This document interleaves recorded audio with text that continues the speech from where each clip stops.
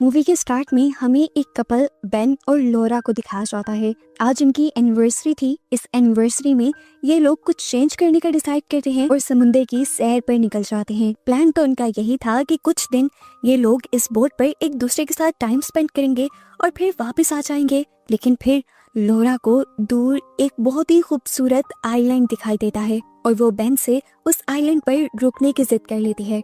Ben को ये idea ज्यादा अच्छा तो नहीं लगा था, लेकिन क्योंकि वो लोरा को उदास नहीं करना चाहता था, इसीलिए ये दोनों अपनी बड़ी बोट को छोड़ते हुए एक छोटी रबड़ की बोट पानी में उतारते हैं और उसके जरिए उस आइलैंड तक आ जाते हैं। इस आइलैंड पर एक छोटा सा पोर्ट बनाया गया था और ये देखकर इन्हें लगता है कि इस आइलैंड पर जरूर कोई रहता होगा। काफी देर तक ये लोग इस आइलैंड को एक्सप्लोर करते रहते हैं, लेकिन यहाँ पर इन्हें मिट्टी के अलावा कुछ नहीं मिलता। बेन लोरा से कहता है कि हमें वापस चलना चाहिए, पर लोरा कहती है इतनी दूर तो आ ही गए हैं, थोड़ा सा और एक्सप्लोर करके देख लेते हैं। थोड़ा आगे जाने पर उन्हें यहाँ पर कुछ पुरानी मशीनरी भी दिखाई देती है, जिससे बेन अंदाजा लगाता है कि सालों पहले जरूर साइंटिस्ट ने यहाँ पर आकर कुछ एक्सपेरिमेंट्स किए होंगे। खैर अभी भी इन्हें यहाँ पर कोई इंसान नहीं मिलता और ये लोग कुछ देर यहाँ पर रहकर वापस जाने का डिसाइड करते हैं। फिलहाल के लिए ये एक दूसरे के साथ बैठे हुए थे, बातें कर रहे थे और अच्छी मेमोरीज बना रहे थे। लोरा और बेन काफी सारी पिक्चर्स भी लेते हैं और इसी दौरान बेन नोटिस करता है कि एक तरफ से आसमान काफी डार्क होता जा रहा है। वो समझ गया था कि यहाँ पर भयानक तूफान आने वाला है। उसने फौरन लोरा से कहा कि हमें जल्द ही वापस अपनी बोट पर जाना चाहिए, यहाँ रहना अब खतरे से खाली नहीं होगा। जल्द ही ये लोग अपनी छोटी सी बोट पर बैठकर अपनी बोट की तरफ बढ़ने लगे, लेकिन उसी टाइम तूफान आ गया। समुद्र की बड़ी लहरों ने उनकी बोट को एकदम से पलटा दिया और वो दोनों ही पानी में गिर गए। वो जानते थे कि अगर ज्यादा देर वो इसी खतरनाक तूफान में पानी के अंदर रहे तो मारे जाएंगे, इसीलिए वो दोबारा आइलैंड पर आने का डिसाइड करते हैं। आइलैंड पर भी कोई शेल्टर नहीं था, ठंड काफी ज्यादा बढ़ चुकी थी। ये लोग मुश्किल से ही यहाँ पर छोटी सी आग जला पाते हैं और डर में ये रात गुजारते हैं। अगली सुबह इन लोगों के लिए एक नई मुसीबत पे आती है। दूर दूर तक इनको अपनी बड़ी बोट नजर ही नहीं आती। लोरा बेन से कहती है जरूर तुमने एंकर ठीक से नहीं लगाया होगा, इसीलिए बोट कुछ आगे चली गई होगी। बेन उससे कहता है नहीं, मैं अपने होशो हवास में बोट को सिक्योर कर आया था। दोनों ही ये बात जानते थे कि रात वाला भयानक तूफान उनकी बोट को यहाँ से कहीं ले गया है। फिर भी इस उम्मीद में कि उनको बोट मिल जाएगी, ये लोग इस आइलैंड के टॉप पर जाकर बोट को देखने का डिसाइड करते हैं।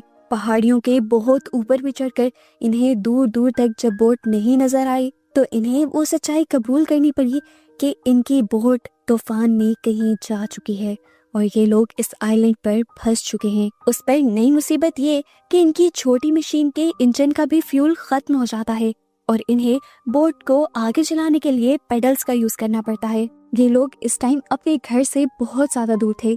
लोरा बेन से कहती है कि इतनी दूर तक हम पैडल चलाकर नहीं जा सकते, मौसम भी खराब है, अगर तूफान दोबारा आ गया तो दोनों ही मारे जाएंगे। अभी के लिए बेहतर यही है कि हम आइलैंड पर ही वापस लौट जाएं। अब तो भूख और प्यास से भी उनकी जान निकलने लगी थी। यहाँ पर सरवाइव करना एक बहुत बड़ा चैलेंज था। ये दोनों अलग होकर दूर दूर तक जाकर इस आइलैंड को चेक करते हैं, लेकिन इन्हें यहाँ दूर दूर तक कहीं भी कोई इंसान, कोई भी लाइफ नहीं मिलती। पर मेहनत भी इनकी पूरी तरह जाया नहीं हुई थी। फाइनली इन्हें एक छोटा सा झरना मिल गया था जहाँ से साफ पानी आ रहा था। ये लोग इस पानी को पीते भी हैं और साथ ही स्टोर भी कर लेते हैं। अब भूख भी तो मारनी थी, मजबूरन रात को इन्हें यहाँ पर मौजूद पत्ते खाने पड़े।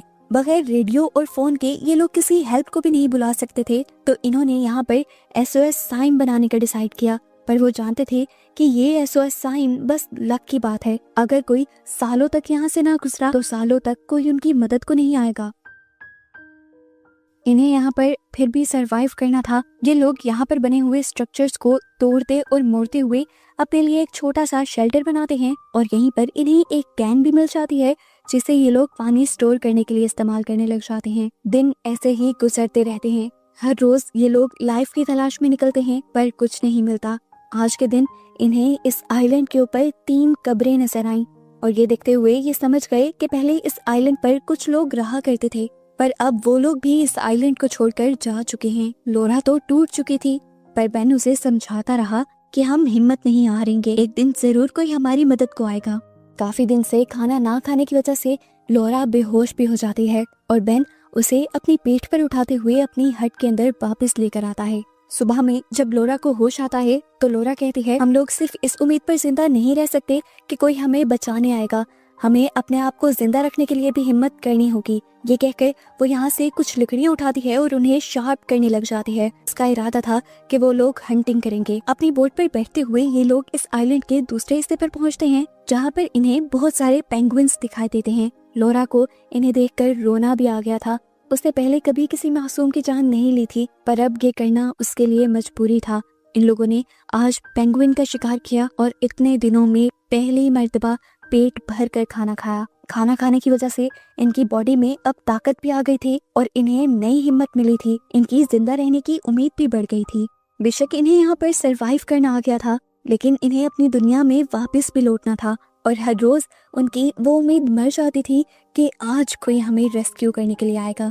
हर रोज वो आइलैंड के किनारे पर आकर खड़े हो जाते थे इस उम्मीद में कि कोई तो उन्हें रेस्क्यू करने के लिए आएगा। पर पूरा दिन यहाँ पर गुजारने के बाद जब कोई नहीं आता था तो रात को ये दोनों अपने शेल्टर में चले जाया करते थे। महीनों गुजर जाते हैं। एक दिन जब ये लोग दोबारा शिकार के लिए जाते हैं तो पता चलता है कि सारे पेंगुइन्स खत्म हो चुके हैं और ये चीज लोरा को तोड़ देती है। उसे वही दिन याद आता है जिस दिन वो इस आइलैंड पे आकर फंसी थी। लोरा अब बेन से कहती है, मुझसे और इस आइलैंड पर नहीं रहा जाता, चलो हम इस छोटी बोट के जरिए ही सही लेकिन यहाँ से निकलने की कोशिश तो करते हैं। बेन उसे समझाता है, तुम जज्बाती फैसला कर रही हो, देखो हम इस छोटी सी बोट के जरिए इतना लंबा सफर नहीं कर सकते। हमारे पास ना कोई डायरेक्शन है ना कोई मैप है। इस आइलैंड में कम से कम हमें खाने और पीने के लिए तो कुछ मिल रहा है। खुले समुद्र में खुले आसमान के नीचे हम कैसे रहेंगे? लोरा कहती है, तो यहाँ रहना कैसे सेफ है? बताओ, अगर हम यहाँ पर भूख से मर गए तो?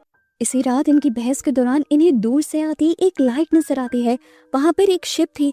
इन्होंने जोर जोर से हेल्प के लिए यानी मदद के लिए चिल्लाना शुरू किया, लेकिन इतनी दूर से उन्हें कोई नहीं सुन सकता था। ये उम्मीद बेन खोता हुआ नहीं देख सकता था। बेन को इस आइलैंड पर से जो थोड़ा सा फ्यूल मिला था वो अपनी फ्यूल को बोट में भरता है और उसका इंजन स्टार्ट करते हुए आगे बढ़ जाता है। लोरा उसे आवाज देती रह जाती है, तुम आगे मत जाओ, उस बोट तक तुम नहीं पहुंच पाओगे, हमारा बचा कुचा फ्यूल भी खत्म हो जाएगा। पर बेन उसकी एक नहीं सुनता और वो आगे बढ़ता रहता है। लोरा बेन को अपनी आंखों से दूर जाता हुआ देखती रहती है और फिर एक पॉइंट आता है जब बेन की भी बोट का फ्यूल खत्म हो जाता है और वो दूसरी बोट तक भी नहीं पहुंच पाता।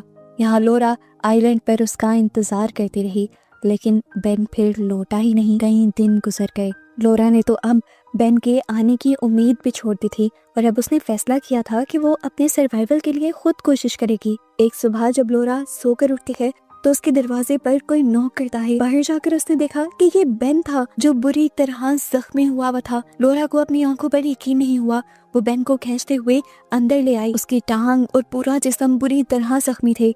बेन ने बताया कि मैं कभी उस बोट तक नहीं पहुंच पाया, फ्यूल भी मेरी बोट का खत्म हो गया और समुद्र की लहरों ने मुझे एक पहाड़ी से टकरा दिया। छोटी बोट भी फट गई और वहाँ पर मेरी टांग भी बुरी तरह जख्मी हो गई, लेकिन मैंने वापस आने की उम्मीद नहीं छोड़ी। मैं कोशिश करता रहा और आखिर 4 दिन की मेहनत के बाद मैं यहाँ तक पहुँच गया। उसकी टांग में से अभी भी खून निकल रहा था। उसके जख्म को सीने के लिए लोरा एक नाइफ गर्म करती है और उससे उसके जख्म को जोड़ने लग जाती है।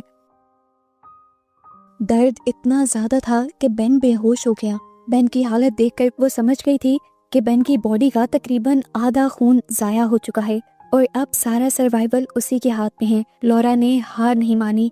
हर दिन वो मेहनत करती रही। वो खुद ही शिकार करके खाना लाती थी और खुद ही पानी लेकर आती थी। वक्त गुजरता रहा। लोरा ने बेन को और बेन ने लोरा को हिम्मत दी और आहिस्ता आहिस्ता बेन भी रिकवर होता गया। यहाँ पर अब इन्हें एक और महीना गुजर गया और अब सर्दियाँ भी और करीब आ गईं।